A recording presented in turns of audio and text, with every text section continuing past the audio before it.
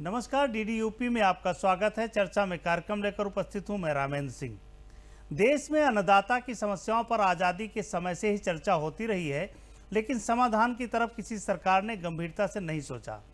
कभी भूमि विकास बैंक का कर्ज माफ़ किया गया तो कभी लगान माफ़ की गई, कभी सिंचाई माफ़ की गई और कभी फसली ऋण माफ़ किया गया, जिससे किसानों की समस्या का समाधान तरीके से नहीं हो पाया। ऐसा कोई प्रावधान नहीं किया गया कि पूरी किसानों की समस्याओं का समाधान एक साथ हो। अपने वोट के लिए सरकारें छोटे छोटे फायदे किसानों को देती रहीं, लेकिन कोई ऐसा तरीका लेकर नहीं आई कि पूरी जो किसान की समस्या उसका समाधान हो सके। जो किसानों ने मांग उठाई थी, जो किसान संगठनों ने मांग उठाई थी, जो सरकार के किसानों के बीच से मांगे उठ करके आई थी, सरकार ने उसका अध्ययन किया और अध्ययन करने के बाद ये तय किया कि अब इसका समाधान सही तरीके से किया जाए। मोदी सरकार ने इसके लिए पूरा कानून बनाया और जो मांगे किसान कर रहे थे, किसान संगठन कर रहे थे, उनको इसमें मेंशन किया। इसके बाद विरोध है। विरोध इसलिए है कि अगर सारी समस्याओं का समाधान सरकार कर देती है तो विपक्ष के हाथ क्या रहेगा। ये सरकार, ये जो पूरा विरोध है वो किसान का विरोध है या विपक्ष का विरोध है, इसको जानने के लिए इस चर्चा में आज हम हैं। और क्या ये जो पूरा कानून है वो किसानों के लिए कितना हितकारी है और केवल एक ही प्रदेश का किसान क्यों विरोध कर रहा है, ये सारे इश्यूज को रखेंगे। हमारे साथ दो लोग जो मेहमान हैं वो विशेषज्ञ हैं और इस पर आपको हो सकता है कि बेहतर प्रकाश डाल सके तो आपकी समझ में आएगा। डॉक्टर रहीस सिंह जी हैं जो अर्थशास्त्री हैं, किसानों के मामलों को उठाते रहे हैं, किसानों के जो पूरे मुद्दे हैं उन पर गंभीर मंथन करते रहे हैं। दिलीप अग्निहोत्री जी हैं, स्तंभकार हैं और जाहिर है कि दोनों लोग जब अपनी बात रखेंगे तो शायद किसानों की समझ में आएगा और जो लोग विरोध नहीं कर रहे हैं उनको भी समझ में आएगा कि क्या हित है उनके, और जो विरोध कर रहे हैं उनके भी समझ में आएगा कि किस जो कानून बना के सरकार आई है वो किस तरीके से उनके हित में है। रहीस सिंह जी, किसान के जो भी विरोध कर रहे हैं पंजाब और दिल्ली के बॉर्डर पर खड़े होकर के, वो किसान कह रहे हैं कि ये जो कानून है वो कारपोरेट के हित में है। रामेंद्र जी, पहले तो आपने अपनी इंट्रो में ही जो बताया है कि केवल एक राज्य के किसान ही इस तरह का विरोध क्यों कर रहे हैं, जबकि आप अगर देखेंगे तीनों बिलों का या कानूनों का गंभीरता से अगर अध्ययन करें, अभी आपने इंट्रो में कहा कि छोटी छोटी चीजें देते चले आए, यानी हमने तदर्थवादी उनको कुछ दिया, लेकिन के लिए महत्वपूर्ण ऐसा उनकी राजनीति के लिए महत्वपूर्ण था, ऐसा कुछ नहीं दिया जी जो आमूल रूप से उनकी जिंदगी को, उनकी अर्थव्यवस्था को, पूरी ग्रामीण अर्थव्यवस्था को परिवर्तित कर सके। आज अगर आप ध्यान से देखें तो जैसे 1991 में जब लिबरलाइजेशन आया था तो बहुत शंकाएं की गई थी। बिल्कुल, ये एग्रीकल्चरल इंडस्ट्री का 1991 है, जहां एक बड़ा चेंज आदरणीय प्रधानमंत्री जी लाने जा रहे हैं। क्यों लाने जा रहे हैं, मैं दो तीन चीजें छोटी छोटी बताऊं जी। देखिए, अब केवल किसान के को सब्सिडी दे दीजिए, किसान को थोड़ा सा प्राइस बढ़ा दीजिए, ये नहीं, किसान को आत्मनिर्भर बना दीजिए। वो नॉलेज हार्वेस्टिंग करे, ज्ञान आधारित खेती करे, उसकी गुड पैकेजिंग हो, वो मार्केट प्लेयर्स के साथ सीधे कनेक्ट होने की कैपेसिटी बिल्डअप करे, ताकि भविष्य में उसे किसी प्रकार की कोई चुनौती ना दे सके। नंबर एक। नंबर टू, आप देखिए हमारे यहाँ करीब 84% जो है वो सीमांत किसान है, यानी जिनके पास छोटी जोतें हैं। तो छोटी जोतों में क्या होता है कि जो छोटा उत्पादन हुआ, तो छोटा उत्पादन अगर वो मंडियों तक ले जाते हैं तो उनकी ट्रांसपोर्टेशन कास्ट, मंडी शुल्क, आढ़तियों का जो एक काकस, तो उसमें वो चीजें नहीं बेच पाते थे। इससे पहले ही प्रधानमंत्री एफपीओ योजना आई, आपने देखा होगा। तो एफपीओ योजना में एक पूरा का पूरा संगठन बन जाता है, मिनिमम मतलब ये 300 किसान, 100 किसान से 300 किसान के बीच में, और उसको इंडस्ट्री एक्ट के तहत रजिस्ट्रेशन मिल जाता है। 15 लाख रुपया केंद्र सरकार उसको जो है वो फाइनेंशियल एड देती है, अनुदान देती है। तो यानी वो किसान क्या करता है, वो सीधे प्रदेश के अंदर, प्रदेश के बाहर या कहीं भी वो एक्सपोर्ट कर सकता है। यानी जो मंडी में, ये अध्ययन बताते हैं कि अपनी उस कमोडिटी का 9 से 10 रुपया पाता था, उसको 100 रुपए तक उसने डायरेक्ट बेचा, इतना फायदा। और तीसरी चीज देखिए, जब आप आधुनिक खेती की तरफ जाएंगे तो आपको अपडेट प्रौद्योगिकी चाहिए। अब सीमांत किसान बेचारा अपडेट प्रौद्योगिकी कहां से लाएगा? आपको बेहतर निवेश चाहिए, आपको मार्केट प्लेयर्स के साथ जो है कनेक्ट चाहिए, है ना, आपको जितना फर्टिलाइजर, बीज और ये सब चाहिए, प्रोक्योरमेंट चाहिए। तो ये सब अभी तक सरकारें ही करती आई हैं। सरकारों की अपनी लिमिटेशंस हैं, वो तो करेंगी ही करेंगी, लेकिन अगर उसमें निवेश आपको मिल जाता है और आपको ये सारी टेक्नोलॉजी, नॉलेज सब कुछ मिल जाता है, तो आप जहां उत्पादकता प्रति एकड़ अगर 2 कुंटल कर पाते होंगे तो 12 कुंटल करेंगे। बिल्कुल। तो उस स्थिति में आप देखिए, किसान आत्मनिर्भर बनेगा, किसान की क्रय क्षमता बढ़ेगी, पूरी ग्रामीण अर्थव्यवस्था का प्रारूप बदलेगा। तो आदरणीय प्रधानमंत्री जी ने जो एक रोडमैप इन 3 कानूनों के जरिए दिया है, वो मुझे लगता है आज के, मतलब मैंने विशेषज्ञों के मुंह से सुना कि it is the one of the best legislation in India. तो उस लेजिस्लेशन के माध्यम से किसान बिल्कुल नए विशेषज्ञों की बात वो किसान भी सुने और वो लोग भी सुने। देखिए, ये जो जिसकी बात डॉक्टर रही सिंह जी कर रहे थे, जो मोटी मोटी चीज़ें समझ में आती हैं वो ये कि जो बिचौलिया है वो गायब हो रहा और ये उसका दर्द है। पंजाब के किसानों की समस्याएं अलग हैं, क्योंकि मैक्सिमम एमएसपी की खरीद पंजाब से होती थी, सरकार ने एमएसपी नहीं हटाई है, खरीद हो रही, पीडीएस सिस्टम चल रहा है। तो जाहिर है कि ये चुनौतियाँ नहीं है जिसको लेकर के किसान आंदोलित है। और जो बाकी किसान है उसके लिए डॉक्टर रही सिंह जी ने बताया ना कि पूरा जो कानून है वो किसानों के हित में है। क्या लगता है दिलीप जी कि ये जो कानून है जिसकी बात डॉक्टर रही सिंह जी कर रहे थे, ये अमूल चूल परिवर्तन लेके आएगा किसानों की जिंदगी मैं इससे बिल्कुल सहमत हूँ। जैसे यहाँ पे अभी चर्चा भी हुई कि एक प्रदेश पंजाब के किसान ही कुछ परेशान है, मैं इससे भी पूरी तरह सहमत नहीं हूँ। और ये पूरी तरह किसान आंदोलन है, इससे भी मैं सहमत नहीं हूँ। जैसे भी चर्चा हुई कि इसमें बिचौलियों को हटाने का काम किया गया है, किसानों को विकल्प दिया गया है, किसानों को अधिकार दिए गए हैं, तो ये आंदोलन जो किसानों के नाम पे चल रहा है, ये पूरी तरह किसान आंदोलन नहीं है। मैं इससे बिल्कुल भी सहमत नहीं हूँ। लेकिन सरकार की एक समस्या है कि किसान शब्द आ जाता है तो उसके अंदर की सहानुभूति जागृत हो जाती है और उस हिसाब से सरकार अपनी तरफ से वार्ता की पहल कर रही है। अगर देश का किसी भी हिस्से में कोई असंतोष है तो सरकार उसका समाधान कर रही है, एक बात।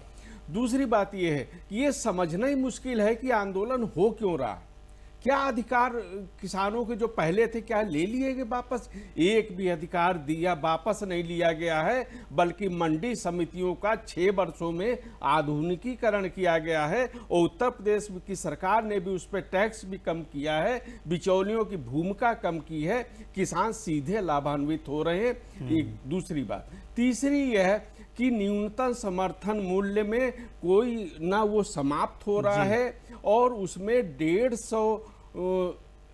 1.5 गुनी बढ़ोतरी जो है ये नरेंद्र मोदी सरकार ने की है। पहली बार इतनी बढ़ोतरी जो स्वामीनाथन रिपोर्ट में कहा गया था यूपी सरकार के समय, उसको करने का साहस दिखाया है। तो पूरे देश में आप देखेंगे कि कहीं भी किसान आंदोलित नहीं है। ये पूरे देश के लिए बड़े संतोष की, बड़े राहत की बात है कि केवल राजनीतिक दलों के कार्यकर्ता ही केवल विरोध करते दिख रहे हैं, उसमें किसान नहीं है। किसान इससे खुशी हैं और सहमत है। हर व्यक्ति को जब अधिकार बढ़ता है तो उसको संतोष मिलता है और किसान को ही संतोष मिल रहा है। दिलीप जी कह रहे थे कि क्यों आंदोलन रहता है, तो पिछला आंदोलन भी जो चलाया लोगों ने 6-6 महीने, वो भी नहीं समझ पाया कि आंदोलन चला क्यों, कब खत्म हो गया। तो तमाम आंदोलनों की परिणति ये होती है कि वो सरकार के विरोध में होते हैं, राजनीतिक दल उनको करते हैं। अगर व्यक्ति करता है तो उसकी इच्छा होती है कि भाई हमारा यही हो रहा। पिछले आंदोलन भी सड़कों पर चले रहे जी, आपने भी देखा कि 6-6 महीने लोग बैठे रहे, 4-4 महीने बैठे रहे।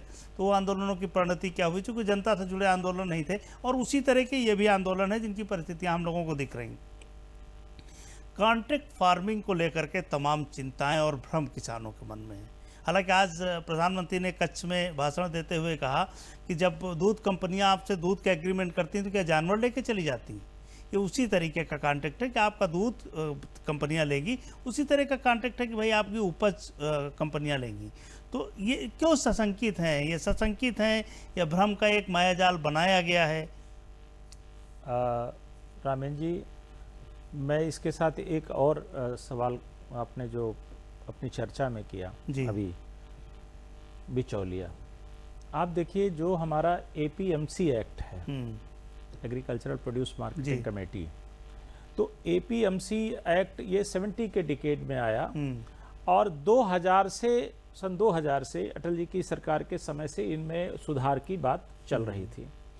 यही जो सुधार हुए ये कभी कांग्रेस इस सुधार को अपने मैनिफेस्टो में लाई थी, शरद पवार मुहिम चला रहे थे, बिल्कुल लाई थी। आज ये इसका विरोध कर रहे हैं। अब उसका कारण क्या है? एपीएमसी के तहत अगर आप देखें तो कुछ पर्टिकुलर जो वीट, केन और राइस ग्रोवर्स किसान हैं, यानी पंजाब, कुछ हरियाणा, वेस्टर्न उत्तर प्रदेश, तो यहां पर क्या हुआ कि पंजाब में पूरी तरह से 48,000 एजेंट्स, कमीशन एजेंट्स रजिस्टर्ड हैं, यानी कोई भी किसान उस दीवार को सीधे पार किए बगैर बेच नहीं सकता। कमीशन एजेंट क्या करता है? आप किसान हैं तो वो आपसे सस्ते दाम पर खरीदता है, फिर वो एमएसपी पे बाजार में मंडी में बेचता है, यानी किसान से उसने सस्ता खरीदा, उसके बाद जब मार्केट में वो बेचता है जाकर के या मंडी में तो वो महंगा बेचता, तो उपभोक्ता को तो कंज्यूमर को महंगा मिला, किसान को सस्ता मिला, यानी दोनों घाटे में। प्रॉस्पेरस कौन हुआ? बिचौलिया। अब जो नया एक्ट आ रहा उसने क्या किया?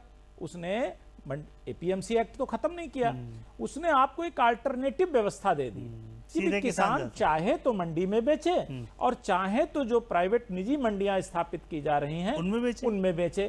तो आप बताइए, उसने तो एक अधिक विकल्प आपको दिया है। तीसरा विकल्प क्या दिया कि आप इन दोनों को हटा करके आप सीधे किसी उसको बेच सकते हैं। तीनों ऑप्शन है, यानी आप मंडी में बेच सकते हैं, आप निजी मंडी में बेच सकते हैं, या सीधे आप फर्मों कारोबारियों से आप डील कर सकते हैं, या पीओ के तहत आप बेच सकते हैं। तो अब इतने जहां विकल्प हो गए वहां तो बाउंडेशन खत्म हो गई। तो नुकसान किसका हुआ? जो कमीशन एजेंट्स और उनके राजनीतिक आकाओं ने एक पैरेलल इकोनॉमी खड़ी कर दी थी, वो मोदी जी ने तोड़ दी। किसान को उसका लाभ पहुंचाया और उपभोक्ता को भी राहत पहुंचाई, नंबर 1। नंबर 2, जो आपने अभी कॉन्ट्रैक्ट फार्मिंग की बात करी, मैं पहले कह रहा हूं कि आज प्रतियोगिता का युग है और किसान को भी जीवन में वही सारी सुविधाएं चाहिए, वही तकनीक चाहिए, वही निवेश चाहिए जो आम आदमी चाहता है, जो इंडस्ट्री चाहती है। तो अगर किसान को एक इंडस्ट्री के रूप में, एग्रीकल्चर को एक इंडस्ट्री के रूप में डेवलप करना है तो आपको निजी निवेश लाने पड़ेंगे। हाँ, वहां पर आप संगठित होइए और निवेश लाइए, तो उसमें भी आपका फसल पर समझौता है, जमीन पर नहीं है। तो जब जमीन किसी प्रकार से आपकी गिरवी या लीज पे रखने का उसमें राइट ही नहीं है एक्ट में, तो क्यों किसान घबरा रहा है? इसका मतलब किसान घबरा नहीं रहा है, उसको मिसफीड किया जा रहा है कुछ के द्वारा। और आप देखिए, देश के मैक्सिमम जो किसान हैं, मराठवाड़ा को ले लीजिए, विदर्भा को ले लीजिए, अपने उत्तर प्रदेश के ले लीजिए, बिहार के ले लीजिए, मध्य प्रदेश के ले लीजिए, वो कहते हैं कि हमें इससे लाभ हो रहा है। बिल्कुल, कई संगठन सरकार के साथ जा रहे हैं, कह रहे हैं कि ये कानून वापस हमको भविष्य अच्छा दिख रहा है। तो ये परेशानी सिर्फ उस बिचौलिया वर्ग प्लस उनके राजनीतिक, हालांकि बिचौलिए सावधान रहे, इसलिए कि इससे पहले भी सरकार ने बिचौलियों को खत्म कर दिया है, जो बीच में कमीशन लेते थे तमाम योजनाओं में, सीधे पैसा लोगों के खाते में जा रहा। तो यहाँ भी बिचौलिए खत्म होंगे, दूसरे काम खोज सकते हैं। एक ब्रेक ले लेते हैं, ब्रेक के बाद चर्चा में वापस आते हैं। PSB अलायंस लाया है खुशियाँ आपके घर, कभी आया है डिमांड ड्राफ्ट के रूप में, कभी अकाउंट स्टेटमेंट बनकर। सरकारी बैंक आई है आपके घर खुशियाँ लेकर, चाहे चेक बुक, कैश विड्रॉवल या जीवन प्रमाण सर्टिफिकेट की बात हो, PSB डोर स्टेप बैंकिंग करे आपकी जरूरत पूरी। अब बैंक का कोई भी हो काम, आप करो आराम, बस कॉल करें या वेबसाइट पर लॉगिन करें या फिर मोबाइल ऐप डाउनलोड करें और PSB डोर स्टेप बैंकिंग द्वारा सरकारी बैंक आएंगे आपके द्वार।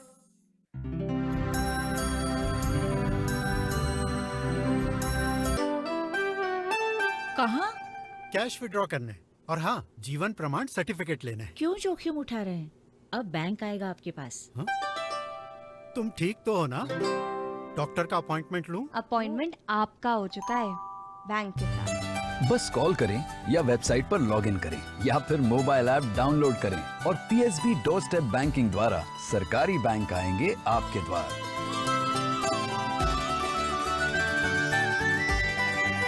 अब बैंक का कोई भी हो काम, आप करो आराम।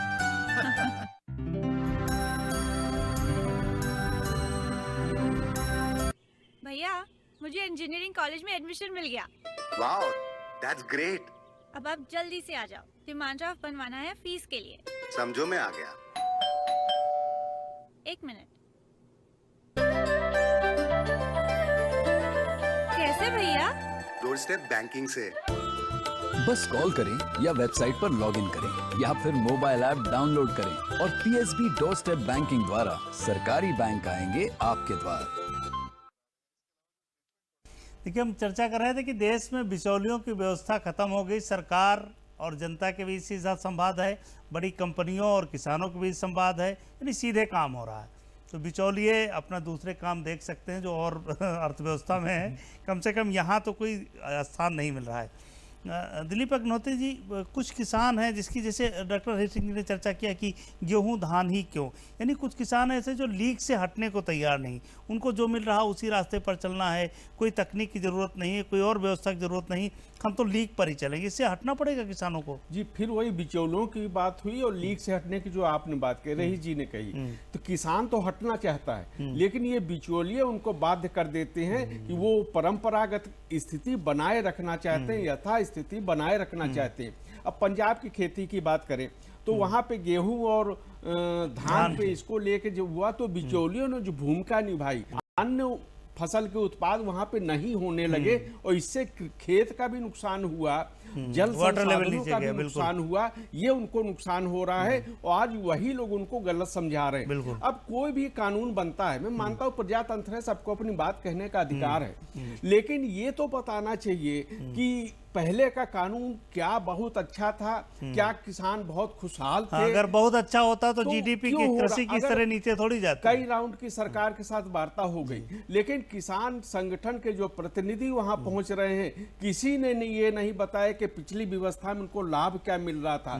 केवल सारा का सारा विरोध आशंकाओं पे आधारित है, जमीन ये पूंजीपति ले जाएंगे, ये कर लेंगे, वो कर लेंगे, सारा कुछ आशंका पे, जबकि ऐसा कुछ होने की संभावना नहीं है। सरकार ने अपने कानूनों में इस बात का बहुत ध्यान रखा है। एक बात मैं कहना चाहूंगा कि अगर जो लोग भी आंदोलन कर रहे हैं, जो आंदोलन को समर्थन दे रहे हैं, वो पार्टियां पहले भी प्रदेश में केंद्रों में सत्ता में रही, आज भी कई प्रदेशों में उनकी सरकार है। केवल वो अपना अपना रिपोर्ट कार्ड पे ही केवल चर्चा कर ले।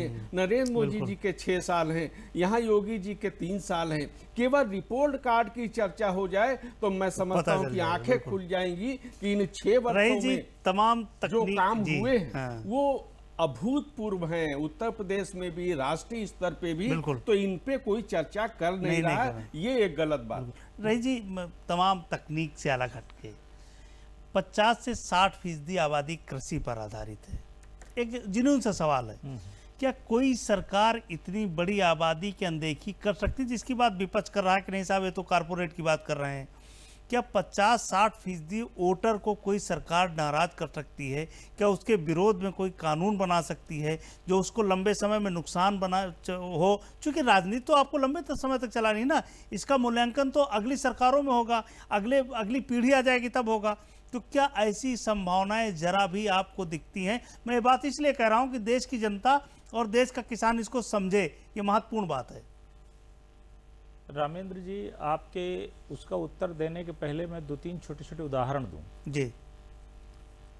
क्योंकि मैं एक व्यवस्था में हूं, इसलिए आपको ये बता रहा हूं। पिछले 3.5 वर्षों में आदरणीय मुख्यमंत्री जी ने 2,53,000 करोड़ रुपए का किसानों को भुगतान किया, पैसा पहुंचाया, जिसमें 1,12,000 करोड़ रुपए का केवल गन्ना भुगतान है।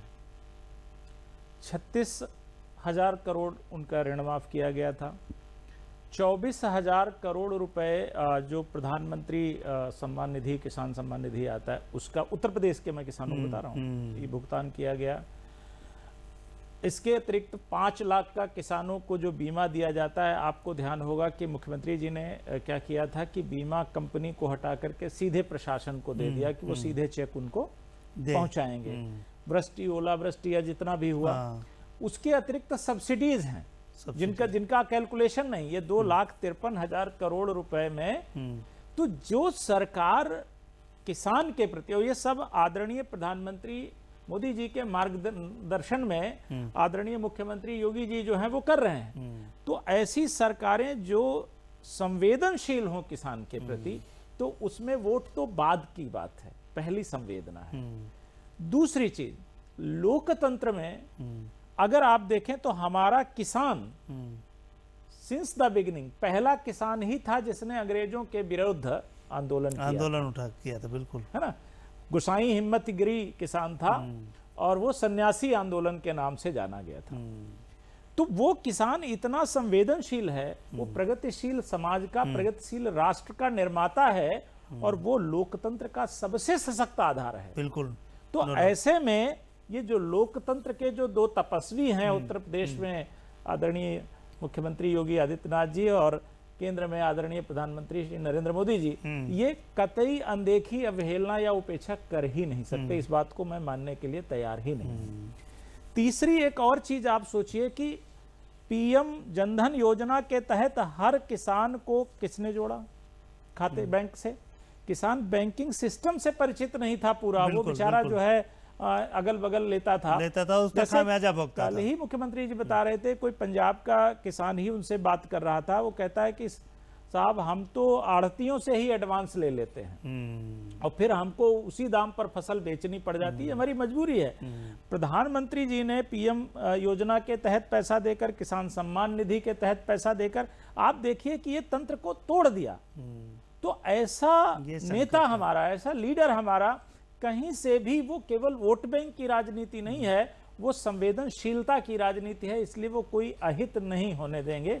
ये इसलिए जुनून सा सवाल है कि सामान्य आदमी उसको समझ जाए कि ये स्थितियां। बहुत छोटा सा उत्तर चाहेंगे दिलीप जी, शंका से क्यों नई जो भी चीज आती, जैसे रईस जी ने कहा कि 1991 में जब कानून लाए गए तो उनको भी शंका से देखा गया, आज उसमें आगे बढ़ रहे हैं, तो इस शंका से क्यों देखा जाता? देखिए, ये सवाल शंका के नहीं है, जो विरोध कर रहे हैं वो भी बहुत समझदार है। अच्छा, वो भी सत्ता में रहे और सब कुछ जानते हैं। यहाँ केवल नरेंद्र मोदी जी को या योगी जी को बर्दाश्त न करने की केवल एक बात है, और इसीलिए सब विरोध हो रहे हैं। लेकिन इन सब लोगों को समझना चाहिए कि आज केंद्र में मोदी जी की और प्रदेश में योगी जी की, इनकी विश्वसनीयता, जो नेक नीयत है, वो आज भी सबसे ऊपर है। उसका कारण भी है, जैसा रईस जी ने कहा, तो उसमें संक्षेप में मैं आगे बढ़ा दूं बात कि 12 करोड़ किसानों को खाते में पहुंच रहा, सम्मान निधि पहुंच रही है, 75,000 करोड़ रुपया सरकार ने उसके लिए रखा है, 6.5 करोड़ किसानों के क्रेडिट कार्ड बने हैं,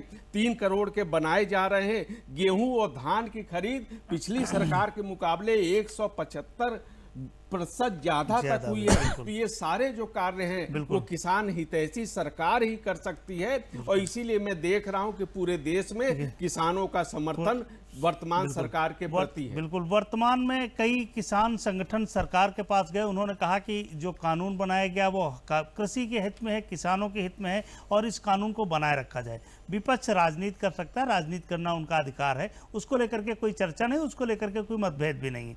लेकिन जो जन सामान्य, इसलिए हमने सरल सवाल पूछे कि आपकी समझ में आ जाए कि कोई भी सरकार इतने बड़े तबके को किनारे नहीं कर सकती, और जो भी कानून है आपके हित में है, किसानों के हित में है, कृषि के हित में है, देश के हित में है। इसी के साथ आप दोनों लोगों का बहुत बहुत आभार, नमस्कार।